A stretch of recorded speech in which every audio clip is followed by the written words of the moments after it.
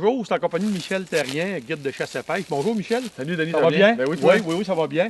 Michel, tu m'expliquais tout à l'heure que toi, tu guides la plupart de l'automne, l'orgnal et le chevreuil, puis que tu as développé au fil des années des techniques de chasse en duo. Tu as plusieurs manières de le faire pour que ça soit profitable pour les deux chasseurs.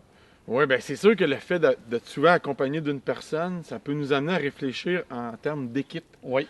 Les chasseurs, ils vont chasser seuls, mais à partir du moment où tu as quelqu'un avec toi, il m'est arrivé souvent des occasions. Puis une des techniques que je raffole, ça là, je l'ai. Tu sais, quand tu guides, tu vis des expériences sur le terrain, puis tu apprends de chacune de tes expériences. De toute façon, on est toujours en apprentissage. Puis à un moment donné, je chassais le wapiti en Colombie-Britannique, puis on collait des wapitis, puis il y avait des groupes de wapitis, des femelles avec des mâles, qui répondaient, mais ils étaient statiques, ils étaient toujours à la même place.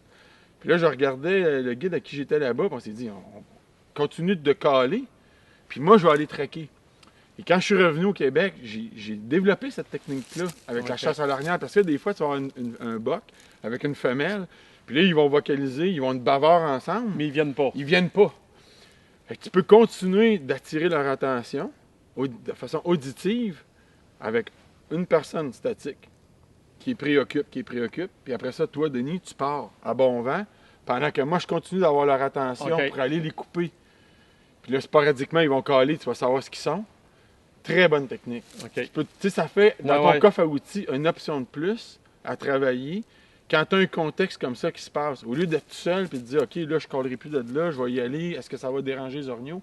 Mais cette approche-là, à des moments très précis, quand les orignaux sont regroupés, qui sont ensemble, ça peut tout faire la différence.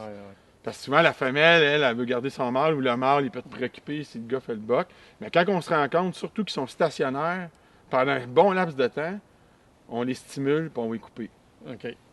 Et puis c'est ça, si le caleur est à un endroit stratégique, l'autre, quand il va se déplacer, s'il arrive une situation incontrôlable, souvent, l'orignal, il peut aller vers la première personne. Au moins, tu provoques des affaires. Tu reviens pas au chalet en disant, ben j'ai rien fait. Là, tu as fait quelque chose. C'est ça. Puis si tu l'as bien fait, tu l'as bien préparé, il peut avoir des dividendes. Tu n'as pas tes statiques, tu risques d'avoir des résultats. Exact. Merci Michel, tes trucs. Ça me fait plaisir.